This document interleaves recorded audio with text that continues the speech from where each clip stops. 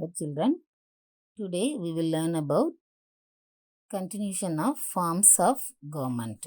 Okay, forms of government உடைய second part பார்க்கலாம். Difference between unitary form and federal form of government. Unitary form of government, only one level of government or subunits, mostly single citizenship. Subunits cannot operate independently. No division of powers. Last one, centralization of power. Okay. Unitary form of government எனக்கூடிய ஒற்றையாட்சி முறையில் ஒரே ஒரு அரசு தான் அல்லது அதனுடைய subunits துணைக்குழுக்கள் எனப்படுபவையும் மேக்சிமம் மோஸ்ட்லி சிங்கிள் சிட்டிசன்ஷிப் இங்கே இருக்குது. அந்த சப்யூனிட்ஸ் துணைக்குழுக்கள் வந்து இண்டிபெண்ட்டாக செயல்பட முடியாது. இதில் பவர் நோ டிவிஷன், அதிகார பகிர்வு கிடையாது. சென்ட்ரலைசேஷன் ஆஃப் பவர்ஸ் இதில். Okay, federal form of government அப்படின்றதுல பார்க்குறப்ப 2 லெவல் ஆஃப் கவர்மெண்ட், 2 நிலையில் கவர்மெண்ட் இருக்குது. டியூல் சிட்டிசன்ஷிப், இரட்டை குடியுரிமை. Federal units R answerable to central government. இந்த கூட்டாட்சி ஃபெடரல் கவர்மெண்ட் சென்ட்ரல் கவர்மெண்ட்டுக்கு உட்பட்டதாக இருக்குது. டிவிஷன் ஆஃப் பவர், அதிகாரத்தை பகிர்ந்து கொடுக்குறாங்க. டீசென்ட்ரலைசேஷன் ஆஃப் பவர், அதிகார பரவலும் காணப்படுது. Okay, next one, parliamentary form of government. First 2 types பார்த்தோம், ஞாபகம் இருக்குல்ல? அதை தான் இப்போ நம்ம டிஃப்ரென்ஸ் பிட்வீனில் பார்த்தோம். ஃபர்ஸ்ட் 2 டைப்ஸில் first one unitary form of government, second one federal form of government. Okay, இப்போ பார்க்க போகிறது third one, parliamentary form of government. Modern democratic governments are classified into parliamentary and presidential on the basis of the nature of relations between the executive and the legislative organs of the government. ஓகேவா? இப்போ இருக்கிற modern democratic கவர்மெண்ட்ஸில் நம்ம 2 டைப்ஸை divide பண்ணுறோம். First one என்னது, parliamentary கவர்மெண்ட்டும் presidential government அப்படின்னு சொல்லி 2 டைப்பாக நாம் இதை பிரிக்கிறோம். இதில் நிர்வாக சட்டமன்ற அமைப்புகளுக்கிடையே உள்ள தொடர்பினுடைய தன்மையை பொறுத்து இந்த 2 கவர்மெண்ட்டும் 2 வகையாக நாம் செப்பரேட் பண்ணுறோம். Okay, the parliamentary system of government is the one in which the executive is responsible to the legislature for its policies and acts. இந்த நாடாளுமன்ற ஆட்சி முறையில் சட்டமன்றத்தினுடைய கொள்கை அதனுடைய செயல்களுக்கு அட்மினிஸ்ட்ரேட்டிவ் நிர்வாகத்துறை பொறுப்பேற்கிறது. ஓகேயா? The parliamentary government is also known as cabinet government or responsible government or Westminster model of government and is prevalent in Britain, Japan, Canada and India among others. இந்த பார்லிமெண்ட் கவர்மெண்ட் நாடாளுமன்ற ஆட்சி முறை அப்படின்றதுல அதோடைய அமைச்சரவை இதை என்னென்னலாம் சொல்கிறோம், அமைச்சரவை அரசாங்கம், அதை தான் நம்ம கேபினட் கவர்மெண்ட்டுன்றோம். அடுத்து ரெஸ்பான்சிபிள் கவர்மெண்ட், பொறுப்பு அரசாங்கம் அப்படின்னு சொல்லி வெஸ்ட்மினிஸ்டர் கவர்மெண்ட் மாடல் அப்படின்னு சொல்லி இதை நாம் வேறு நேம்ஸ் எல்லாமே கொடுத்துருக்குறோம். ஓகேவா? இந்த பார்லிமெண்ட் கவர்மெண்ட் இந்த கண்ட்ரீஸில் ஃபாலோ பண்ணுறாங்கன்னா Britain, Japan, Canada and India. Okay, இப்போ ஒவ்வொரு கண்ட்ரிலையும் அதோடைய பார்லிமெண்ட்டை என்ன நேம்ஸில் சொல்கிறாங்கன்னு சொல்லி பார்க்குறோம். ஃபர்ஸ்ட் ஒன் இஸ்ரேலில் இருக்கிற பார்லிமெண்ட்டுடைய நேமை கெனசட் அப்படின்னு சொல்லி பார்க்குறோம். ஜெர்மனியில் பந்தஸ்டாக், டென்மார்க்கில் போக்டிங், நார்வேல ஸ்டார்டிங், யுனைடெட் ஸ்டேட்ஸ் ஆஃப் அமெரிக்காவில் பார்க்குறப்ப அதை காங்கிரஸ்ன்னு சொல்லி சொல்கிறாங்க. ஜப்பானில் டைட், பிரிட்டனில் இதை பார்லிமெண்ட். ஓகேவா? Features of parliamentary form of government. இந்த நாடாளுமன்ற ஆட்சி முறையுடைய அம்சங்கள் என்ன அப்படின்னு சொல்லி பார்த்தோம்னா, நாமினல் அண்ட் ரியல் எக்ஸிக்யூட்டிவ்ஸு, ஒரு பேரளவுலையும் மற்றும் உண்மையான நிர்வாகிகள் இதில் இருக்குது. மெஜாரிட்டி பார்ட்டி ரூல், பெரும்பான்மை கட்சி ஆட்சி முறையாக இருக்குது. கலெக்டிவ் ரெஸ்பான்சிபிலிட்டி கூட்டு பொறுப்புணர்வு இருக்கிறதாகவும், ஜுவல் மெம்பர்ஷிப் இரட்டை உறுப்பினர்தும், leadership of the prime minister. Prime minister தான் வந்து இதில் தலைமையாக இருக்கிறாரு. Merits of the parliamentary form of government. இந்த பார்லிமெண்ட்ரி ஃபார்ம் ஆஃப் கவர்மெண்ட்டுடைய மெரிட்ஸ் என்னன்னு சொல்லி பார்க்குறப்ப, harmony between legislator and executive. சட்டமன்ற நிர்வாகத்துறைக்கு இடையில் ஒரு நல்ல இணக்கமான ஒரு சூழ்நிலை. ரெஸ்பான்சிபிள் கவர்மெண்ட் பொறுப்பான அரசாங்கம். ப்ரிவென்ட்ஸ் டிக்டேட்டர்ஷிப் இதில் வந்து சர்வாதிகாரத்தை தடுக்குதுன்னு சொல்லி பார்க்குறோம். வைட் ரெப்ரசன்டேஷன் பரவலான பிரதிநிதித்துவம் இருக்குது. இதோடைய டிமெரிட்ஸ் என்னன்னு சொல்லி பார்த்தோம்னா, அன்ஸ்டேபிள் கவர்மெண்ட் ஒரு நிலையற்ற அரசாங்கத்தில் இருக்குது. நோ கண்டினியூட்டி ஆஃப் பாலிசிஸ் ஒரு தொடர்ச்சியற்ற பாலிசிஸ் கொள்கைகள் இருக்குது. டிக்டேட்டர்ஷிப் ஆஃப் த கேபினட் அமைச்சரவையின் சர்வாதிகாரம் இருக்குது. அகைன்ஸ்ட் செப்பரேஷன் ஆஃப் பவர்ஸ் அதிகாரங்களை பிரிக்கிறதுல உள்ள சிக்கல்கள். Okay, next fourth one and last one, the presidential form of government. The presidential form of government is also known as non-parliamentary or fixed executive system of government, basically built on the principle of separation of power and is prevalent in the USA, Brazil, Russia and Sri Lanka among others. Okay, presidential form of government அப்படின்றது அதிபர் மக்களாட்சி முறை அப்படின்னு சொல்லி நம்ம பார்க்குறோம். President வந்து இதாக ஆட்சியில் இருக்கிறது. ஓகே, இந்த பிரசிடென்சியல் ஃபார்ம் ஆஃப் கவர்மெண்ட்டில் சட்டமன்றத்தில் வந்து பொறுப்பில்லாததாகவும், அது சேம் டைம் பார்லிமெண்ட் இல்லாததாகவும், ஒரு நிலையான ஒரு நிர்வாகம் இல்லாததாகவும், த சேம் டைம் ஒரு நிர்வாக அமைப்பு நிலையான ஒரு நிர்வாக அமைப்பு இல்லாததாகவும் இருக்குது அப்படின்னு சொல்லி பார்க்குறோம். ஓகேயா, எல்லாமே நான் parliamentary fixed executive system of government அப்படின்னு சொல்லி இதில் பார்க்குறோம். இதில் இந்த பவர்ஸை வந்து பகிர்வு கொள்கை பகிர்ந்து இழுக்கக்கூடிய அந்த கொள்கையின் அடிப்படையில் வந்து இது அமெரிக்காவில், பிரேசிலில், ரஷ்யா, ஸ்ரீலங்கா இந்த கண்ட்ரீஸில் வந்து நடைமுறையில் இருக்குதுன்னு சொல்லி பார்க்குறோம். ஓகே, இதோடைய ஃபீச்சர்ஸ் என்ன? பிரசிடென்சியல் ஃபார்ம் ஆஃப் கவர்மெண்ட்டுடைய ஃபீச்சர்ஸ் அப்படின்னு சொல்லி பார்க்குறப்ப, the president as the head of state he occupies a ceremonial position. அரசனுடைய தலைவர் அப்படின்றது ஒரு பேரளவுக்கான ஒரு பதவியாக தான் வந்து இருக்குதுன்னு சொல்லி பார்க்குறோம்.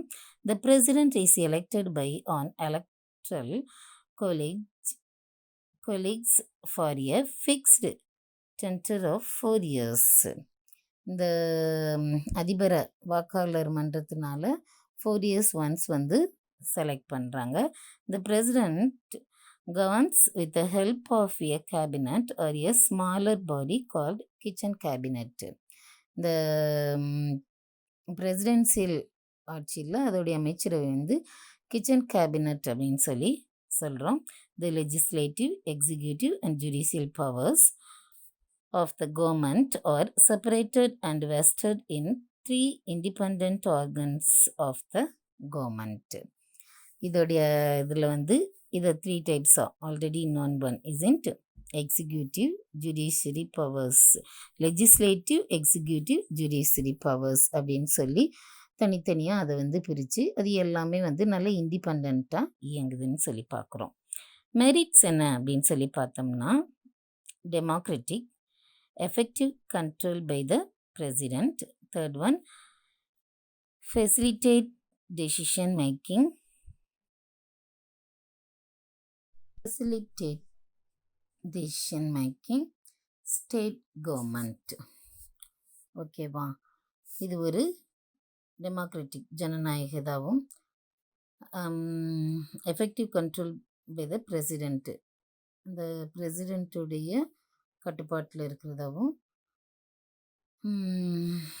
ஃபெசிலிட்டேட் டெசிஷன் மேக்கிங், முடிவெடுக்கக்கூடியதை வந்து நல்லா மேம்படுத்தக்கூடியதாகவும் ஸ்டேட் கவர்மெண்ட்டு, மாகாண அரசாங்கம் அப்படின்னு சொல்லி இதை நம்ம ஸ்டேட் கவர்மெண்ட் அப்படின்னு சொல்லி இதோட மெரிட்ஸாக பார்க்குறோம்.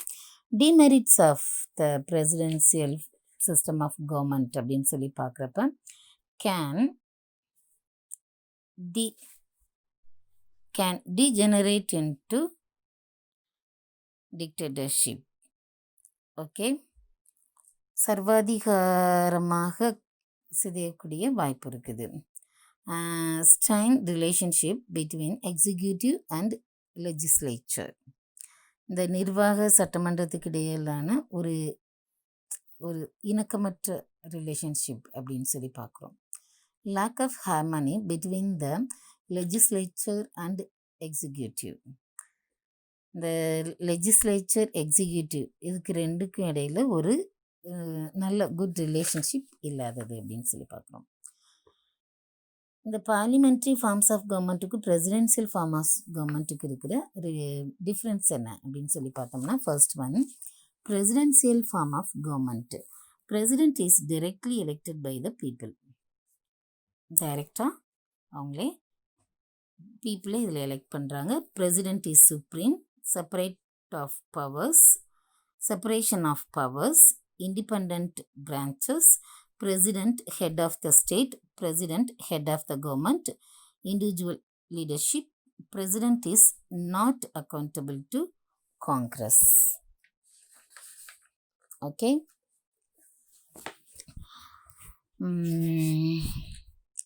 பிரசிடென்ட் தான் வந்து டைரெக்டாக பீப்புளை வந்து எலெக்ட் பண்ணுறாங்க. அவர் தான் வந்து எல்லா பவர்ஸும் இருக்குது, சுப்ரீமாக இருக்கிறாரு, சுதந்திரமாக செயல்படக்கூடிய இந்த பிரான்ச்சஸ் இருக்குதுன்னு சொல்லி பார்க்குறோம். இந்த சேம் டைம் ஸ்டேட்டுக்கும் அவர் தான் ஹெட்டு, கவர்மெண்ட்டு சென்ட்ரலுக்கு அவர் தான் ஹெட் அப்படின்னு சொல்லி பார்க்குறோம். இண்டிவிஜுவல் லீடர்ஷிப், ஒரே ஒரு பர்சனை வந்து இதில் லீடராக இருக்கிறாரு. இந்த பிரசிடெண்ட் வந்து நாட் அக்கௌண்டபிள் டு காங்கிரஸ். சரியா? இவர் வந்து மற்ற சபையினுடைய செயல்பாடுகளுக்கு வந்து இவர் வந்து பொறுப்பு கிடையாதுன்னு சொல்லி பார்க்குறோம். The same time parliamentary form of government அப்படின்னு சொல்லி பார்க்குறப்ப prime minister is from the majority party. இவர் மெஜாரிட்டி பார்ட்டியோடைய தலைவராக பிரைம் மினிஸ்டர் இருக்கிறாரு. சென்ட்ரல் லெஜிஸ்லேச்சர் இஸ் சுப்ரீம், அந்த மத்திய சட்டமன்றம் தான் அதிகாரம் படைச்சதான் இருக்குதுன்னு சொல்லி பார்க்குறோம். Absence of separation powers, centralisation, இதில் வந்து பவர்ஸை வந்து அதிகார பிரிவினை மையப்படுத்தாமல் இருக்கிறது. Independent branches with overlapping functions, தனித்தனியான சார்புடைய செயல்பாடுகளை கொண்ட பிரிவுகள் இதில் பார்க்குறோம். பிரசிடெண்ட் வந்து ஹெட் ஆஃப் த ஸ்டேட்டாக இருக்கிறாரு, பிரைம் மினிஸ்டர் வந்து ஹெட் ஆஃப் த கவர்மெண்ட்டாக இருக்கிறாரு. கலெக்டிவ் லீடர்ஷிப்பாக இருக்குது, ஒரு கூட்டு தலைமையும். கலெக்டிவ் அண்ட் இண்டிவிஜுவல் ரெஸ்பான்சிபிலிட்டி, கூட்டாகவும் தனித்தனியாகவும் பொறுப்பு மிக்கதாக இருக்குது. Okay, the relationship between the center and the state in India, மத்திய மாநில அரசுகளுக்கு இருக்கிற ரிலேஷன்ஷிப்பை பற்றி நம்ம பார்க்குறோம். India is a union of states where the power is shared between the center and the states as per the procedures mentioned in the Constitution of India. இந்திய அரசமைப்பில் குறிப்பிடப்பட்டுள்ள வழிமுறைகளுக்கு உட்பட்டு தான் வந்து சென்ட்ரல் ஸ்டேட் கவர்மெண்ட்டுக்கு இடையே அந்த பவர்ஸை வந்து பகிர்ந்து கொள்ளுது. இது வந்து யூனியன் ஆஃப் ஸ்டேட்ஸ் அப்படின்னு சொல்லி பார்க்குறோம். Okay, Though the powers are shared between the center and state governments, the final decision is by the central government in all matters. The relationship between the center and the states are legislative relations, administrative relations, financial relations. ஓகேயா? இந்த central state கவர்மெண்ட்டுக்கிடையே அதோடைய பவர்ஸை வந்து பகிர்ந்து கொள்ளப்பட்டாலும் அதில் இருக்கிற எல்லா விவகாரங்களையுமே வந்து decision எடுக்கிறது எது அப்படின்னு சொல்லி பார்த்தோம்னா சென்ட்ரல் கவர்மெண்ட் தான். சென்ட்ரல் ஸ்டேட் கவர்மெண்ட்டுக்கு இருக்கிற ரிலேஷன்ஷிப் அப்படின்னு சொல்லி பார்க்குறப்ப இது 3 டைப்ஸாக legislative relation, administrative relation, financial relation சொல்லி பார்க்குறோம். Okay, both the central and state governments have the power to make laws, but the matters differ. சரியா? இந்த 2 கவர்மெண்ட்டுக்கு இடையே இருக்கிற சட்டம் இயற்றும் அதிகாரம் படைச்சது, ஆனாலும் இதோடைய பவர்ஸ் வந்து வேரி ஆகுது. The center can make laws applicable to the whole nation on certain matters called as the union list. Okay, இதில் இருக்கிற யூனியன் லிஸ்ட்டில் இந்த துறைகள் எல்லாமே இருக்குதுன்னு சொல்லி பார்க்குறோம். The states have the powers to make laws in some matters only applicable to their own state called as the state list. The concurrent list includes the subjects on which both center and state government have the power to make laws. Okay, இதை வந்து நம்ம என்னன்னு சொல்லி பார்க்குறோம், மாநில பட்டியல் அப்படின்னு சொல்லி இதை தமிழில் சொல்கிறாங்க. இதில் வந்து இதுக்குன்னு சொல்லி இருக்கிற ஒரு சில துறைகளில் மத்திய மாநில அரசும் சட்டம் இயற்றக்கூடிய அதிகாரம் இருக்குது. இதை நம்ம என்னன்னு சொல்லி பார்க்குறோம் அப்படின்னு சொன்னால் தமிழில் இதை பொதுப்பட்டியல் அப்படின்னு சொல்லுவாங்க. ஓகே, காமன்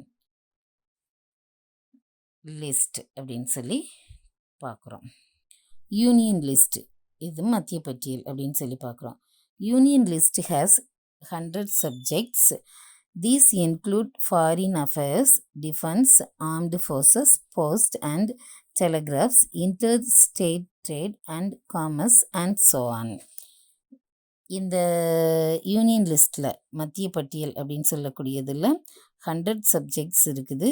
இதில் வந்து foreign affairs, defence, armed forces வெளியுறவுத்துறை, பாதுகாப்பு, ஆயுதம், தொலைத்தொடர்பு, தபால் தந்தி, இது மாநிலங்களுக்கு இடையிலான commerce and so on, trade and commerce, வியாபாரம், வணிகம், இது எல்லாமே வந்து இதில் இன்க்ளூட் ஆகுது. ஸ்டேட் லிஸ்ட்டு, ஸ்டேட் லிஸ்ட் அப்படின்றதுக்கு தமிழில் மாநில பட்டியல் அப்படின்னு சொல்லி பார்க்குறோம். The state list consist of 61 subjects. இங்கே இங்கிலீஷில் சப்ஜெக்ட்ஸ்ன்னு இருக்குது, தமிழில் நீங்கள் நியூஸ் இதுகளில் கேட்டிருப்பீங்க.